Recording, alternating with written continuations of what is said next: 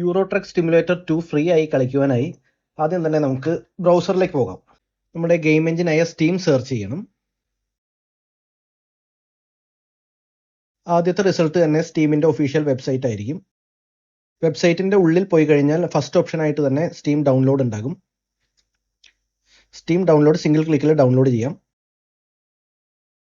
അങ്ങനെ steam download ആയി കഴിഞ്ഞാൽ നമ്മൾ നേരെ പോയി സ്റ്റീം ഓപ്പൺ ചെയ്യണം.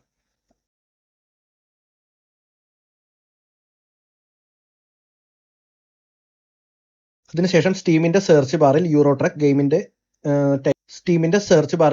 ടൈറ്റിൽ സെർച്ച് ചെയ്യുക.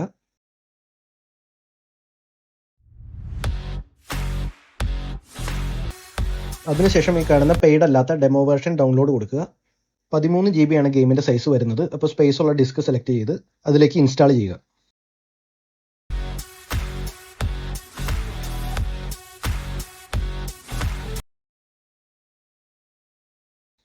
ശേഷം ഇവിടെ ഇൻസ്റ്റലേഷൻ കാണിക്കും. ഇൻസ്റ്റലേഷൻ ഫിനിഷ് ആയി കഴിഞ്ഞാൽ നമുക്ക് സ്ട്രൈറ്റ് അവേ ഗെയിം സ്റ്റാർട്ട് ചെയ്യാം.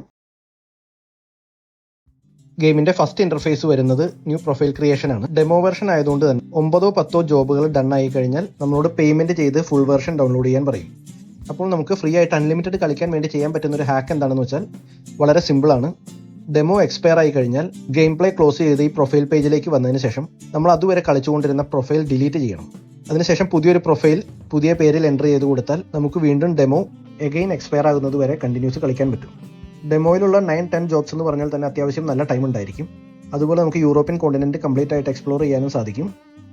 അങ്ങനെ ഡെമോ എക്സ്പയർ ആകുന്നതിനനുസരിച്ച് വീണ്ടും പുതിയ പ്രൊഫൈൽ ക്രിയേറ്റ് ചെയ്താൽ നമുക്ക് വീണ്ടും പുതിയ സ്ഥലങ്ങളെടുത്ത് ആവശ്യം പോലെ കളിക്കാം. അങ്ങനെ പ്രൊഫൈൽ ക്രിയേറ്റ് ചെയ്ത് കഴിഞ്ഞാൽ നമുക്ക് സ്ട്രൈറ്റ് അവേ ഗെയിമിലേക്ക് പോകാം. അതിന് മുമ്പായിട്ട് നമുക്ക് ഏത് രാജ്യത്താണ് കളിക്കാൻ താല്പര്യമെന്ന് വെച്ചാൽ അത് സെലക്ട് ചെയ്ത് കൊടുക്കാം. ഇപ്പോൾ നിലവിൽ നമുക്ക് ഡെമോയിൽ അവൈലബിൾ ആയിട്ടുള്ളത് യൂറോപ്യൻ കോണ്ടിനെൻ്റ് ആണ്. ഇവിടെ UK, ഫ്രാൻസ്, സ്വിറ്റ്സർലൻഡ് അങ്ങനെ എല്ലാ രാജ്യങ്ങളും, ഓസ്ട്രേലിയ ഉൾപ്പെടെയുള്ള എല്ലാ രാജ്യങ്ങളും നമുക്ക് സെലക്ട് ചെയ്യാനുള്ള ഓപ്ഷൻ ഉണ്ട്. അവിടുത്തെ റിയൽ റോഡുകളും സ്ഥലങ്ങളുമാണ് എക്സ്പ്ലോർ ചെയ്യാനുണ്ടാവുക. അങ്ങനെ കൺട്രി കൺഫേം ആയാൽ സ്ട്രൈറ്റ് അവേ നമ്മൾ ഗെയിമിലേക്ക് എൻ്റർ ആവും.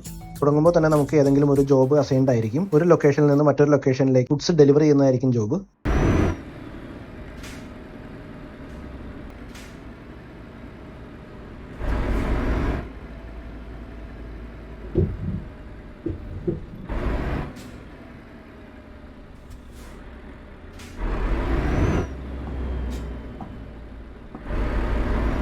ഇതിലിപ്പോൾ സ്റ്റിയറിംഗ് വീൽ ഹയർ സെൻസിറ്റിവിറ്റിയിൽ റൊട്ടേറ്റ് ചെയ്യുന്ന കാണുന്നില്ല. അതിൻ്റെ കാരണം എന്താണെന്ന് വെച്ചാൽ കൺട്രോളർ ഇൻപുട്ട് സ്റ്റിയറിംഗ് വീലായിരിക്കും ഈ ഗെയിമിൽ ഉണ്ടായിരിക്കുക. അത് മാറ്റിയിട്ട് നമ്മൾ യൂസ് ചെയ്യുന്ന കീബോർഡോ അല്ലെങ്കിൽ ഗെയിം പാഡോ ആക്കി കൊടുത്താൽ മറ്റെല്ലാ ഗെയിമുകളിലും വർക്ക് ചെയ്യുന്ന പോലെ തന്നെ സ്റ്റിയറിംഗ് സ്മൂത്തായിട്ട് റെസ്പോൺസ് ചെയ്യും.